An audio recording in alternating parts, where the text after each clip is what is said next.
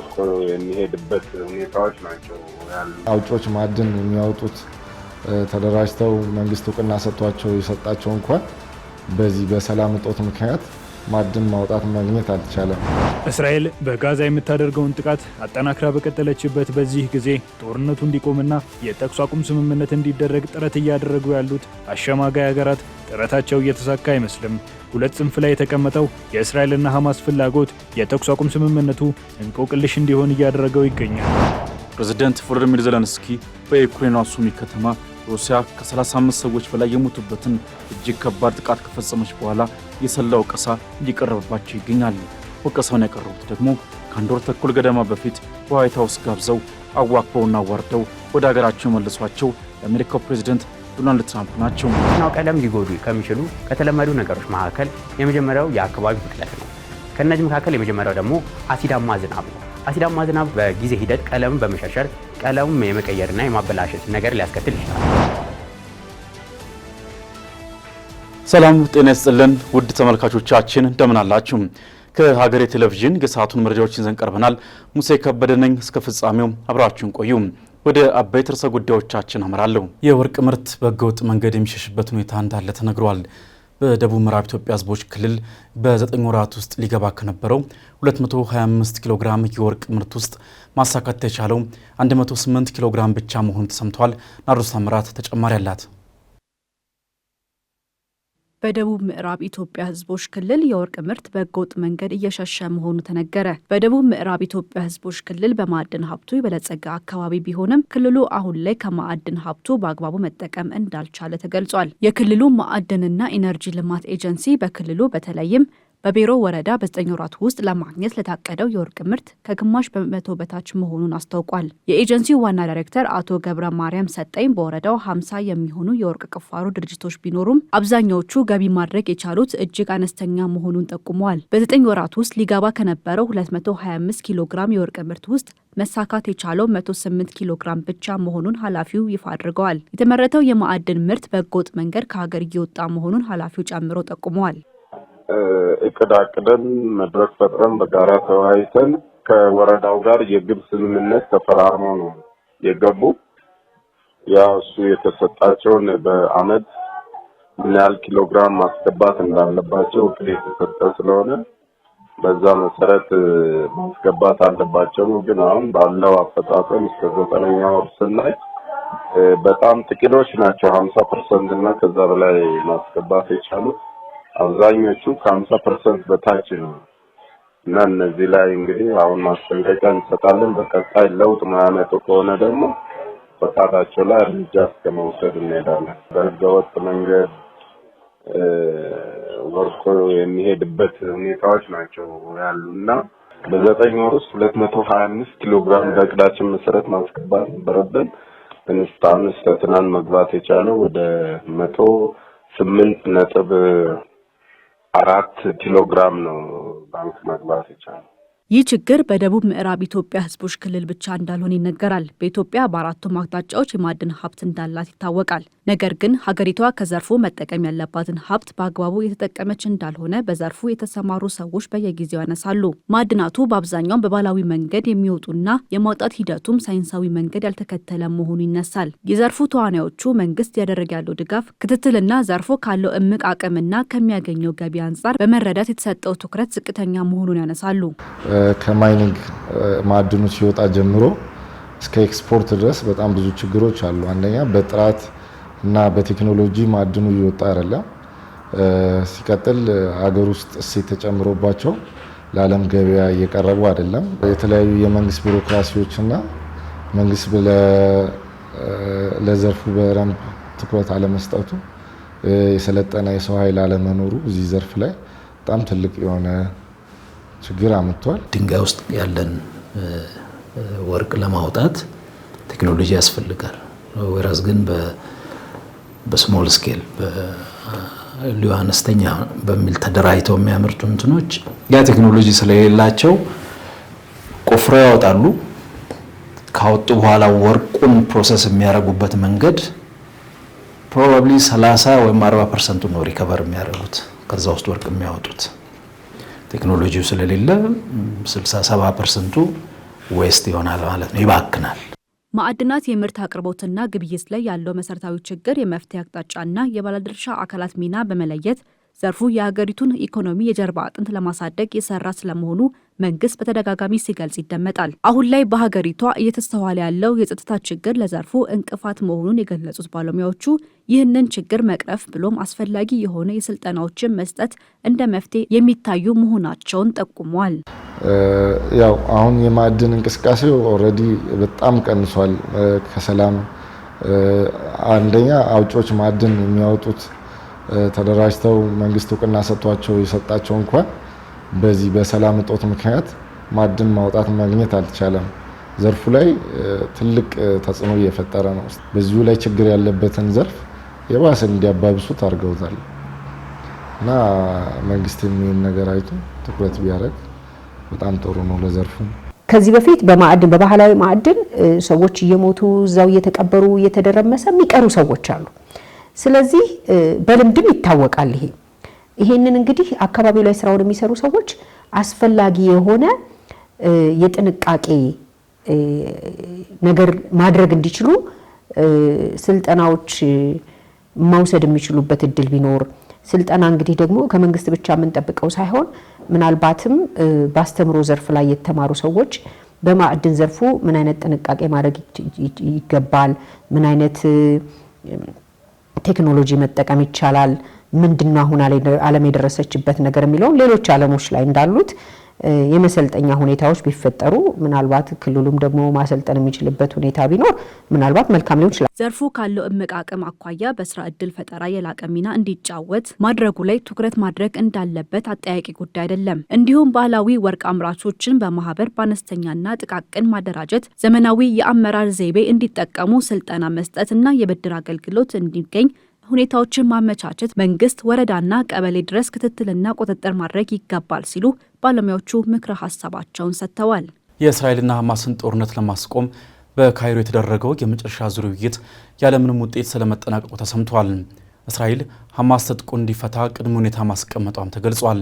ይሁን እንጂ ሐማስ እስራኤል ትጥቅ እንዲፈታ በሚል ያቀረበችው ሀሳብ ፍጹም ቅቡልነት የሌለው እንደሆነ ገልጿል። አልታየ ኪዳኔ እስራኤል በጋዛ የምታደርገውን ጥቃት አጠናክራ በቀጠለችበት በዚህ ጊዜ ጦርነቱ እንዲቆምና የተኩስ አቁም ስምምነት እንዲደረግ ጥረት እያደረጉ ያሉት አሸማጋይ ሀገራት ጥረታቸው እየተሳካ አይመስልም። ሁለት ጽንፍ ላይ የተቀመጠው የእስራኤልና ሐማስ ፍላጎት የተኩስ አቁም ስምምነቱ እንቆቅልሽ እንዲሆን እያደረገው ይገኛል። የተኩስ አቁም ስብሰባውን የመሩት የግብፁ ፕሬዝዳንት አብዱልፈታህ አልሲሲና የኳታሩ አሚር ሼክ ታሚም ቢን ሐማድ አልታኒ እሁድ ዕለት በዶሃ መገናኘታቸው ተነግሯል። በግብፅ ካይሮ በተደረገው የእስራኤልና ሐማስ ጦርነትን ለማስቆም በታቀደው ከዛ ባለፈም የተኩስ አቁም እንዲደረግ ለማስቻል ያለመው ስብሰባ ያላንዳች ውጤት መጠናቀቁ ተሰምቷል። ስብሰባው የተኩስ አቁም እንዲደረግና ሰብአዊ እርዳታ ወደ ጋዛ እንዲገባ ለማድረግ ያለመ ነበር። ይሁን እንጂ በካይሮ የተደረገው የመጀመሪያው ዙር ውይይት ያለምንም ውጤት ስለመጠናቀቁ የፍልስጤምና የግብፅ ምንጮች መናገራቸውን ሮይተርስ በዘገባው አመልክቷል። የዜና ምንጩ እንደዘገበው ሐማስ ከእስራኤል ጋር የሚደረገው የትኛውም ስምምነት በጋዛ ያለውን ጦርነት እንዲቆም የሚያደርግ መሆን አለበት የሚል ጽኑ አቋም መያዙን ጠቅሷል። በጥር ወር የተደረሰውን የተኩስ አቁም ስምምነት በማፍረስ ባለፈው ወር በጋዛ ወታደራዊ ዘመቻዋን የጀመረችው እስራኤል ሐማስ እስካልተወገደና የያዛቸውን ታጋቾች እስካለቀቀ ድረስ ጦርነቱን እንደማታቆም መናገሯ የሚታወስ ነው። በካይሮ በተደረገው ስብሰባ በሁለቱ ተደራዳሪዎች መካከል መሰረታዊ አለመግባባት የታየ ሲሆን ይህም የተኩስ አቁም የሚደረገው መች ነው፣ የጦርነቱ ማብቂያስ የሚሉትን ጥያቄዎች መልስ አልባ አድርጓቸዋል። በጋዛ ዋና አዛዥ ቃሊል አልሃያ የሚመራ የሐማስ ልዑክ እንደተናገረው በካይሮ ስብሰባ ላይ ሐማስ እስራኤል የያዘቻቸውን ፍልስጤማውያን ታጋቾች የምትለቅ ከሆነ በምትኩ ሐማስ እስራኤላውያን ታጋቾችን ሊለቅ ፍላጎት እንዳሳየ ተሰምቷል።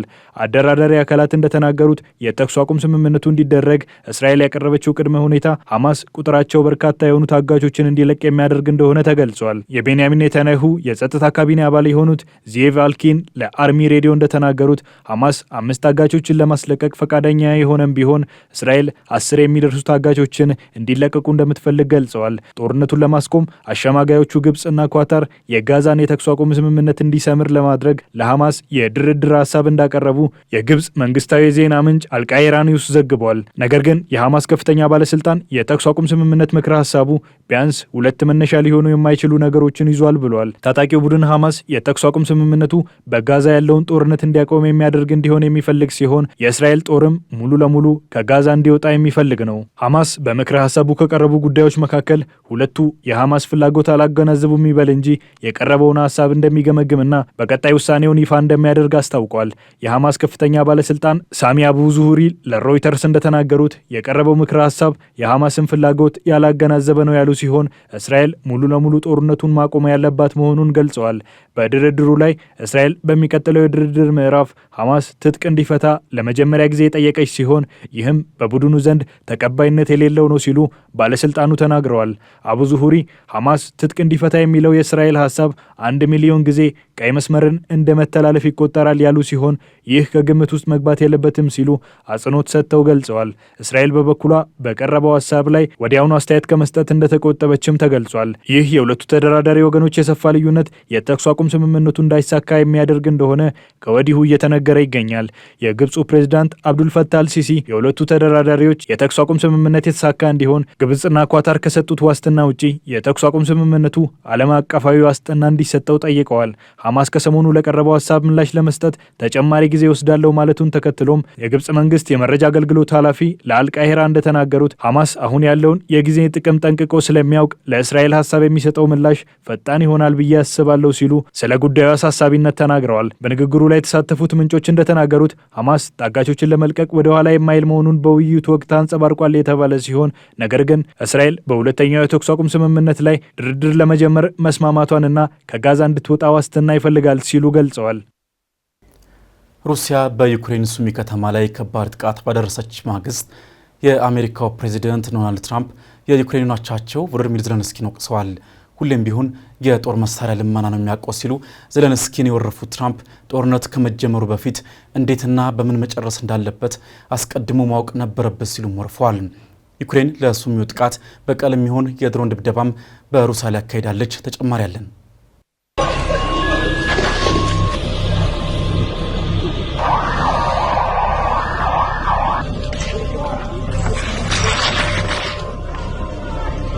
ፕሬዚደንት ቮሎዲሚር ዜሌንስኪ በዩክሬኗ ሱሚ ከተማ ሩሲያ ከ35 ሰዎች በላይ የሞቱበትን እጅግ ከባድ ጥቃት ከፈጸመች በኋላ የሰላ ወቀሳ እየቀረበባቸው ይገኛል። ወቀሳውን ያቀረቡት ደግሞ ከአንድ ወር ተኩል ገደማ በፊት በዋይት ሀውስ ጋብዘው አዋክበውና አዋርደው ወደ ሀገራቸው የመለሷቸው የአሜሪካው ፕሬዚደንት ዶናልድ ትራምፕ ናቸው። ፕሬዚዳንቱ ከኤልሳልቫዶር አቻቸው ናይብ ቡኬሌ ጋር በነጩ ቤተ መንግስት ከጋዜጠኞች ጋር በነበራቸው ቆይታ ምንም እንኳን በሰሜናዊዋ የዩክሬን ከተማ ሱሚ በሁለት ባላስቲክ ሚሳይሎች የተፈጸመውን ከባድ ጥቃት ቢያወግዙም ዜሌንስኪን ግን ጦርነት ጀምሮ ሚሳይል ስጡኝ እያለ የሚለምን መሪ ነው ሲሉ እንደተለመደው አብጠልጥሏቸዋል።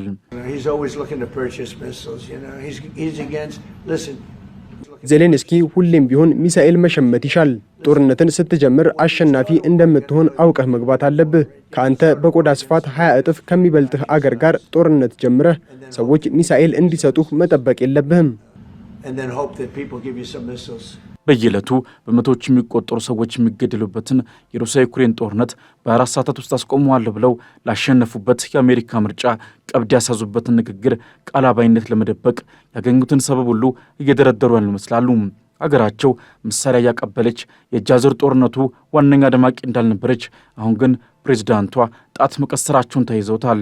በሚሊዮን የሚቆጠሩ ሰዎች ሕይወት እየተቀጠፈ ያለው በ3 ሰዎች ምክንያት ነው ያሉት ዶናልድ ትራምፕ ፑቲን ጦርነቱን በመጀመራቸው የሚያደርገውን ነገር ያውቅም ነበር ያሏቸው የቀድሞው ፕሬዚደንት ባይደን እንዲሁም ዜሌንስኪ ደግሞ ጦርነቱን ባለማስቆማቸው መወቀስ አለባቸው ሲሉ እነሱን ተጠያቂ ማድረጋቸውን ቀጥለዋል። ትልቁ ስህተት ጦርነቱ እንዲጀመር ማድረጋቸው ነው። ባይደን ብቁ ቢሆን ኖሮ የዜሌንስኪን እንኳን እጠራጠራለሁ፣ ግን ብቁ ቢሆን ጦርነቱ ባልተጀመረ ነበር። የባይደን ጦርነት ነው። እኔ ደግሞ ግጭቱን ለማቆም የንጹሐንን ሞት ለመግታት የቻልኩትን እየሞከርኩ ነው። መጀመር የሌለበት ጦርነት ነው። ባይደን ማስቆም ይችል ነበር፣ ዜሌንስኪም ማስቆም ይችል ነበር። ፑቲን ደግሞ በጭራሽ መጀመር አልነበረበትም። ሁሉም ተወቃሽ ናቸው። Everybody's to blame. ትራምፕ በንግግራቸው በእሳቸው የመጀመሪያ የሥልጣን ዘመን ወቅት ጦርነት ተቀስቅሶ እንዳልነበረ አሁንም የቀድሞው የአሜሪካ አስተዳደር የጀመረውንና የአባባሰውን ግጭት ለማስቆም ጥረት እያደረጉ እንደሚገኙና በቅርቡም መልካም የሚባል የድርድር ዕቅድ ይፋ እንደሚያደርጉ ሲናገሩም ተደምጠዋል። ይሁንና ግን በሩሲያና ዩክሬን መካከል የሚካሄደው ብርቱ ውጊያ ያገኘውን ሁሉ እያነደደ ተፋፍሞ ቀጥሏል። ሩሲያ በዩክሬን ሰሜናዊ አቅጣጫ ከሩሲያ ዩክሬን ድንበር በ25 ኪሎ ሜትሮች ርቀት ላይ በምትገኘው ሱሚ ከተማ በፈጸመችው ጥቃት ከሞቱት ባሻገር ከ100 በላይ ሰዎች ቆስለዋል ተብሏል። ስለ ሱሚው ጥቃት የተጠየቁት ዶናልድ ትራምፕ አሳዛኝ ጥቃት ነው ሲሉ አውግዘውታል። ነገር ግን በስህተት የተፈጸመ እንደሆነ ተነግሮኛል ሲሉ ያሰሙት ንግግርም እንደ ሀሳብ የሚዘውራቸው አሻንጉሊት ሆኗል ተብለው የሚወቀሱባቸውን ፑቲንን የሚከላከል ነው የሚል ትችት ቀርቦበታል። ትራምፕ ወደ ፕሬዚደንትነት መንበረ ስልጣን ከመምጣታቸው አስቀድሞ በርካታ ጥያቄዎችን የሚያጭሩ አነጋጋሪ ወደ ሩሲያ ያዘነበሉ ውሳኔዎችን ሲያስተላልፉም በፌዴራል ምርመራ ቢሮ ኤፍቢአይ ምርመራ እንዲከፈትባቸው አስገድደዋል። ምንም እንኳን በአሁኑ ወቅት ምርመራው ቢቋረጥም በአሜሪካ ዘንድ ባልተለመደ ሁኔታ ትራምፕ በድጋሚ ወደ ስልጣን ከመጡ በኋላም ለሩሲያም ሆነ ለመሪዋ ቭላዲሚር ፑቲን ያላቸው የተለሳለሰ አቋም ብዙዎች በግራ መጋባትና ጥርጣሬ ዓይን የሚያዩት ሆኖ ቀጥለዋል።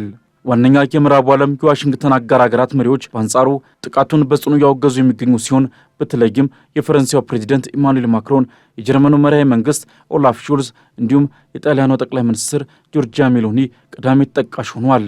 የአውሮፓ ህብረትም በሩሲያ ላይ ጠንከር ያለ ጫና ሊደረግ እንደሚገባ ባወጣው መግለጫ በጽኑ ሲያሳስብ፣ የህብረቱን ፕሬዚዳንትነት የያዘችው ፖላንድ በበኩሏ ዩክሬን ቀደም ብላ ያልተስማማችበት በአሜሪካ ላይ ቀረበው የተኩስ አቁም ስምምነት እቅድ የተሰጠ የሹፈት መልስ ነው ስትል በውጭ ጉዳይ ሚኒስትሯ በኩል ገልጻለች። ይህ በእንዲህ እንዳለ ዩክሬን በሩሲያ ግዛት ላይ የምታደርሰውን የተጠናከረ ጥቃትና የበቀል እርምጃዋን አጠናክራ ቀጥላለች። ኪየቭ በኩርስክ ግዛት በፈጸመችው የድሮን ጥቃት አንድ የ85 ዓመት አዛውንት መገደላቸውንና 9 የሚደርሱ ሌሎች ሩሲያውያን ደግሞ መቁሰላቸውን የአካባቢው ባለሥልጣናት አረጋግጠዋል። የሱሚውን ጥቃት በቀል በሚመስል ሁኔታ በመቶዎች የሚቆጠሩ ድሮኖችን ወደ ሩሲያ ግዛት ያስወነጨፈችው ዩክሬን በከተማይቱ የሚገኙ በርካታ የመኖሪያ አፓርትመንት ህንፃዎችን የጥቃቱ ኢላማዎች አድርጋለች። ህንፃዎቹ በእሳት የጋዩ ሲሆን መስታወቶቻቸውም ተሰባብረው ወላልቆ ታይቷል። በአካባቢው ቆመው የነበሩ 11 የሚደርሱ ተሽከርካሪዎችም የጉዳቱ ሰለባ ነበሩ። የሩሲያ መከላከያ ሚኒስትርም ከዩክሬን የተላኩ 115 ድሮኖችን መጥቶ መጣሉን አስታውቋል። ይሁንና የተወሰኑ ድሮኖች ግን እጅግ ዘመናዊ ቴክኖሎጂን ታጥቋል የሚባልለትን የሩሲያ የአየር መቃወሚያ ስርዓት ጥሰው ገብተው ጉዳት አስተናግደዋል። ኩርስክ ለወራት በዩክሬን ጦር ቁጥጥር ስር የቆየች የሩሲያ ግዛት ስትሆን ከሰሞኑን የሩሲያ መከላከያ ኃይል በመልሶ ማጥቃት አካባቢዎቹን ዳግም ከጠላት ነጻ እያደረገና እየተቆጣጠረ እንደሚገኝ ሲነገር ቆይቷል። ትራምፕ በአዲስ መልኩ እያዘጋጀን ያሉት የተኩስ አቁም ስምምነት ውጥን በቀጣይ እንደ ከዚህ ቀደሙ በተግባር ሳይከሽፍ በተለይም በሩሲያ በኩል አዎንታዊ ምላሽ ይዞ ይመጣሉ የሚለው ጉዳይ ተጠባቂ ሆኗል።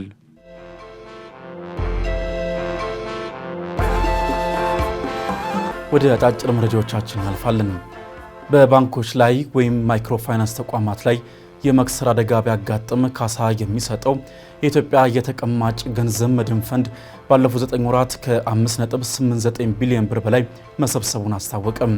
የተቋሙ ዋና ስራ አስፈጻሚ ዶክተር ደሳለኝ አምባው እንደተናገሩት ተቋሙ የፋይናንስ ዘርፉን ጤናማነት በማስጠበቅ ጉልህ ሚና መጫወቱን አንስተዋል። ከተሰበሰበው ገንዘብ 88.29 በመቶ ከአረቦን ወይም የኢንሹራንስ ክፍያ ዋጋ እንዲሁም ከኢንቨስትመንት 11.71 በመቶን መሰብሰብ እንደተቻለም ገልጸዋል። እንደ ስራ አስፈጻሚው ገለጻ ከባንኮችና ከማይክሮፋይናንስ ተቋማት የተሰበሰበው የአረቦን ክፍያ ከአምናው ተመሳሳይ ወቅት ጋር ሲነጻጸር የ11.1 በመቶ ጭማሪ ማሳየቱን አክለው ጠቁመዋል። ተቋሙ ተጨማሪ ገቢ ለማግኘትና አቅሙን ለማሳደግም የሰበሰበውን የኢንሹራንስ ክፍያ መልሶ ኢንቨስት እንደሚያደርግም አክለዋል።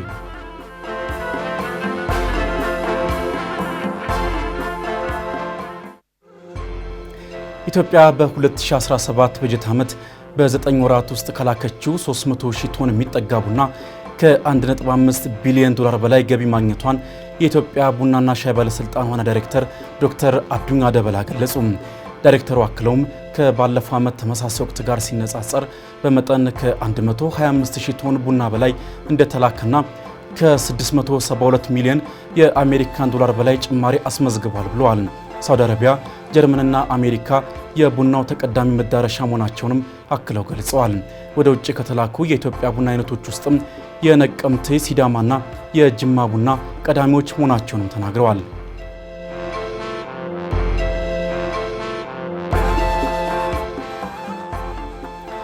ኢትዮጵያ ከቆዳ ዘርፍ የምታገኘው ገቢ እየቀነሰ እንደመጣ ተነገረም።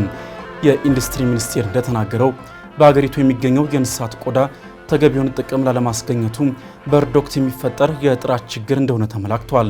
ይህም የሆነው የእንስሳት እርባታው ዘርፍ ስጋን እንጂ ቆዳን ታሳቢ ባለማድረጉ እንደሆነ የሚኒስቴሩ ሚኒስትር ዴኤታ ታረቀኝ ቡሉልታ ተናግረዋል። እንደ ሚኒስቴሩ መረጃ በእሴት ሰንሰለት ላይ ያጋጥማል ችግሮችም ሀገሪቱ ጥቅሟን ማስጠበቅ እንዳትችል አድርጓታል። ሀገሪቱ በእንስሳት ሀብት በተለይም ከአፍሪካ ቀዳሚ ብትሆንም ተገቢውን ጥቅም እየተገኘ አለመሆኑ ተደጋግሞ የሚነሳ ነው። ሚኒስቴሩ የእንስሳት ቆዳን ጥራትና ተወዳዳሪነት ለማሳደግ የቆዳ ልማት ስትራቴጂ መተግበር መጀመሩን የኢትዮጵያ ዜና አገልግሎት ነው የዘገበው። ኢትዮጵያ ዓለም አቀፍ እውቅና ካለው የደጋ በጎች ቆዳ የምታገኘው ጥቅምም ቢሆን ከሚጠበቅባት አንጻር እጅግ አነስተኛ እንደሆነ ሀገሬ ቴሌቪዥን ከዚህ በፊት መዘገቡ አይዘነጋም።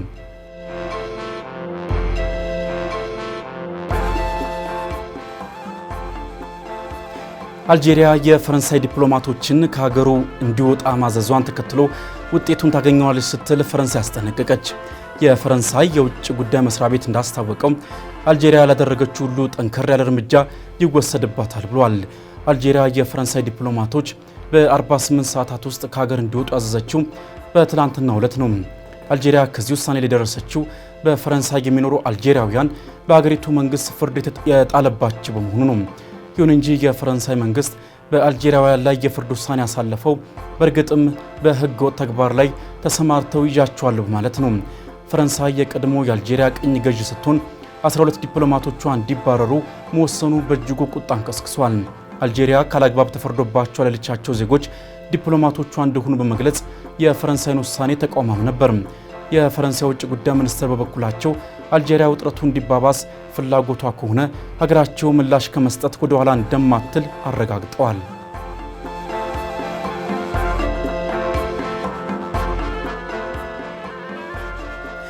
ቻይና የአሜሪካው ግዙፉ የአውሮፕላን አምራች ምርት የሆነው ቦይንግ ወደ ሀገሯ እንዳይገባ እግድ ጣለች። የቻይና እግድ ከአሜሪካ ጋር ለገባችበት የንግድ ጦርነት ሌላኛው ማሳያ ነው ተብሏል። ሀገሪቱ በግዢ ሂደት ላይ ያሉትም እንዲቆሙ ስትል ተናግራለች። ከምርቱ ባሻገር ምንም አይነት የቦይንግ መለዋወጫዎች ወደ ሀገሯ እንዳይገቡም ነው ትዕዛዙን ያስተላለፈችው። እየጨመረ የመጣው አሜሪካ በቻይና ላይ የጣለችው ታሪፍ 145 በመቶ ላይ ደርሷል። ቻይና በአንጻሩ በወሰደችው አጸፋ 125 እንዳደረገችውም ባለፈው ሳምንት ተሰምቷል። ማዕቀብ የጣለው የቻይና መንግስትም ቀድሞ በአገልግሎት ላይ ያሉ የቦይንግ ምርቶች ጉዳት እንዳይደርስባቸው አማራጮችን እየፈለገ መሆኑን ብሉምበርግ ዘግቧል። የእብድ ውሻ በሽታ በአይን በማይታይ ቫይረስ የሚመጣ ሲሆን በበሽታው በተያዙ እንስሳት ንክሻ ወይም በመዋጨር የሚተላለፍ ነው። በሽታው ማዕከላዊውን የነርቭ ስርዓት የሚጎዳ ብሎም ከባድ አንጎል ህመም የሚያስከትል ነው። የእብድ ውሻ በሽታ ሕክምና ካልተደረገለት ደግሞ ለሞት የሚዳርግ ቢሆንም ቀድሞ መከላከል ግን ይቻላል። ስለ እብድ ውሻ በሽታ የጤና ባለሙያው ተከታዩን አዘጋጅቷል።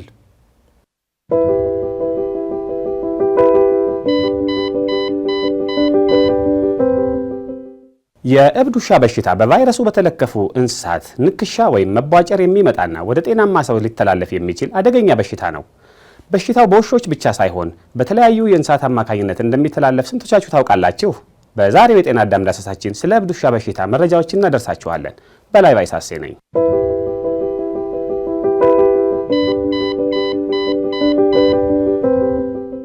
የእብድ ውሻ በሽታ በአይን በማይታይ ቫይረስ በሚባል ተህዋስ የሚመጣ ሲሆን በበሽታው በተያዙ እንስሳት ምራቅ በዋናነት በንክሻ ወይም በመቧጨር የሚተላለፍ ማዕከላዊውን የነርቭ ስርዓት የሚጎዳ ብሎም ከባድ የአንጎል ህመም የሚያስከትል በሽታ ነው። የእብድ ውሻ በሽታ ሕክምና ካልተደረገለት ለሞት የሚዳርግ ቢሆንም ቀድሞ መከላከል ይቻላል። የእብድ ውሻ በሽታ ወይንም በእንግሊዝኛ አጠራሩ ሬቢስ የሚከሰተው ማዕከላዊውን የነርቭ ስርዓትን በሚጎዳ ላይሳ ቫይረስ በተሰኘ ቫይረስ አማካኝነት ነው። የእብድ ውሻ በሽታ ከእንስሳት ወደ ሰው ይተላለፋል።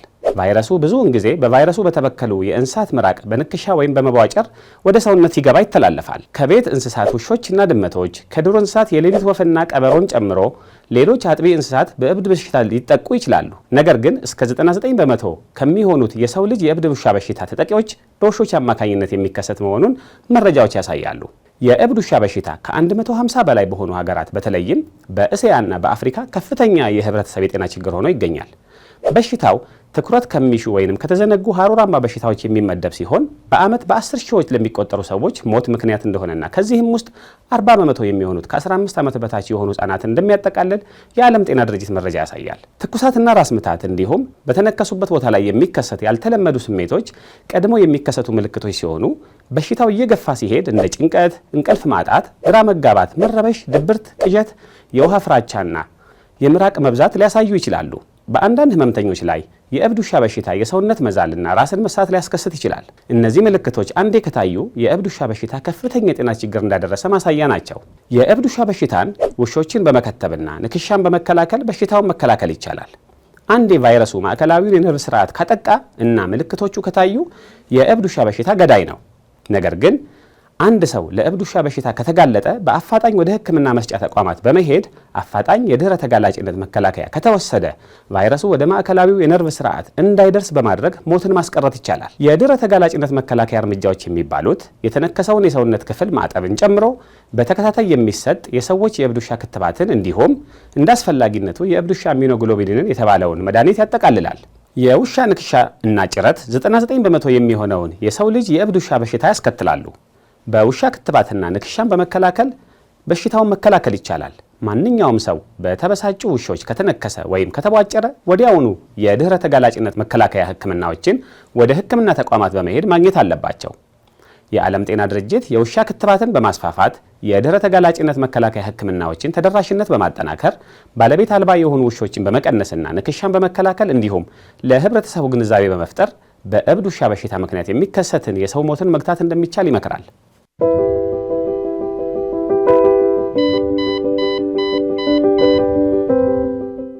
መኪናን ለእይታ ይስባል ወይም አይስብም ከሚያስብሉ ነገሮች መካከል አንዱ የመኪና ቀለም ነው። የመኪና ቀለም በመኪና ሽያጭና ግዢ ወቅትም ቢሆን በዋናነት ከሚታዩ ጉዳዮች መካከል ተጠቃሽ ነው። ታዲያ ይህ የመኪና መልክ እንዳይበላሽ እንዲሁም እንዴት መንከባከብ እንዳለብን የአውቶሞቲቭ ባለሙያው እንዲያዘጋጅቷል። ወደዚያው እንለፍ።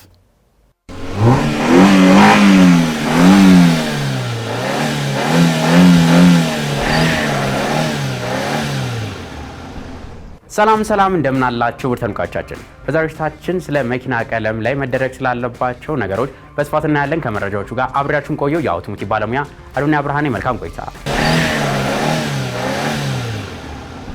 በመኪና ቀለም የሰራው ብዙ የአካባቢ ሁኔታዎችን ለመቋቋም ነው። ነገር ግን ወደ ጉዳት ወይም መበላሸት ሊወስዱ የሚችሉ የተለያዩ ንጥረ ነገሮች ሊያጋልጥ ይችላል። የመኪናው ቀለም ሊጎዱ ከሚችሉ ከተለመዱ ነገሮች መካከል የመጀመሪያው የአካባቢ ብክለት ነው። ከነዚህ መካከል የመጀመሪያው ደግሞ አሲዳማ ዝናብ ነው። አሲዳማ ዝናብ በጊዜ ሂደት ቀለምን በመሸርሸር ቀለሙን የመቀየርና የማበላሸት ነገር ሊያስከትል ይችላል። ሁለተኛው ደግሞ የአዋፋት ጠብታ ነው። የአዋፋት ጠብታ አሲዳማነት አለው። በፍጥነት ካልጸዳ ቀለም ላይ ብልሽት ሊያስከትል ይችላል። ሁለተኛው ለኬሚካል መጋለጥ ነው። ከነዚህ መካከል መጀመሪያው ማጽጃዎች ናቸው። ጠንካራ የመኪና ማጠቢያ ሳሙናዎች የመኪናውን ቀለም በመክፈፍ ወደ ኦክሲዳይዝነት ሊያመሩብን ይችላሉ። የነዳጅና የዘይት መፍሰስ ደግሞ ሌሎኛው ምክንያቶች ናቸው። ቤንዚንና ዘይት ከፈሰሰ በኋላ ቀለሙን ሊበላው ይችላል፣ በተለይ ወዲያውኑ ካልጸዳ። የኢንዱስትሪ ተረፈ ምርቶች ደግሞ ሌላኛው ምክንያቶች ናቸው። ከፋብሪካ ወይም ከግንባታ የሚወጡ ቅንጣቶች በቀለም ላይ የተቀመጠውን ነገሮች ሊያበላሹብን ይችላሉ። ሶስተኛው ደግሞ መካኒካል ጉዳቶች ናቸው። ጭረቶች መኪናውን በሚያበላሹ ነገሮች ማጠብ ወይም የቆሸሹ ስፖንጆች መጠቀም በቀለም ውስጥ ጭረትን ይፈጥራሉ። ሌላኛው ደግሞ አዳዲስ የመኪና እቃዎችን አለአግባብ መግጠም ነው። መኪናው ከተመረተ በኋላ የሚመጡ እቃዎችን በትክክል አለመግጠም ወይም ጭረቶች ወደ ቀለም ብልሽት ያመራሉ። ይህም የቀለም ጉዳት ያስከትላል። አራተኛው ደግሞ ለዩቪ መጋለጥ ነው። ከነዚህ መካከል የመጀመሪያው የፀሐይ ብርሃን ነው። ለፀሐይ ብርሃን ለረጅም ጊዜ መጋለጥ ቀለሙ ሊደበዝዝ ይችላል። ይህም የፀሐይ መጎዳት ወይም ኦክሲዳይዝ በመባል የሚታወቅ ጥሩ ያልሆነ ገጽታን ያስከትላል። ሌላኛው ደግሞ የሙቀት መጠን መጨመር ነው። ከመጠን በላይ ሙቀት ወይም ቅዝቃዜ ቀለም እንዲሰነጠቅ ወይም እንዲላጥ ያደርጋል። አምስተኛው ደግሞ ቸልተኝነትና ደካማ ጥገና ናቸው። መኪናውን አለማጠብ ለዚህ ማሳያ ይሆናል። መኪናውን አዘውትሮ አለማጠብ ቀለሙ ላይ ጉዳት እንዲደርስ ያደርጋሉ። ስድስተኛ ደረጃ ላይ የምናገኘው ደግሞ ተገቢ ያልሆነ የጽዳት ዘዴዎች ናቸው። ከእነዚህ መካከል ብዙ ጊዜ የሚስተዋለው የልብስ ሳሙና መጠቀም ነው። የልብስ ሳሙና የተዘጋጀው ለልብስ እንጂ ለአውቶሞቲቫዊ ቀለም አይደለም። ሳሙና የመኪናችን ቀለም ላይ ጉዳት ያደርስብናል። ሌላኛው ደግሞ መኪናውን አላግባብ ማድረቅ ነው። በምናደርግበት ጊዜ ሻካራ ፎጣ መጠቀም ወይ ደግሞ በፀሐይ ብርሃን እንዲደርቅ መፍቀድ ወደ ውሃ ጠብታዎች ምልክቶች ላይ የመኪናው ቀለማችን ላይ ያስከትልብናል። ሰባተኛው ደግሞ የመኪና ማቆሚያ ነው። በዛፎች ስር መኪናን ማቆም፣ የወፎች ጠብታ መጣል ቀለሙን ጉዳት ሊያደርስበት ይችላል። ሌላኛው ደግሞ የእርጥበት ያለበት ቦታ ማቆም ነው። ከፍተኛ እርጥበት ወይም ተገቢ ያልሆነ የእርጥበት መጠን ለሻጋታ እድገት ወይም ደግሞ በቀለም ላይ ሻጋታ ሊያስከትል ይችላል።